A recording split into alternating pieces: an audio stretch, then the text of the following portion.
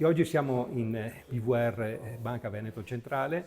dove abbiamo siglato un accordo con loro che è una convenzione per andare ad aiutare i beneficiari che per avere poi il contributo devono presentare delle fatture quitanziate, per cui riceveranno un contributo del 50%, ma devono anticipare il pagamento di queste fatture. Con BVR abbiamo messo a punto questa convenzione che ha una linea di credito dedicata, ha delle agevolazioni importanti e aiuterà tutto il tessuto privato, solo privato non è, gli enti pubblici non possono accedere a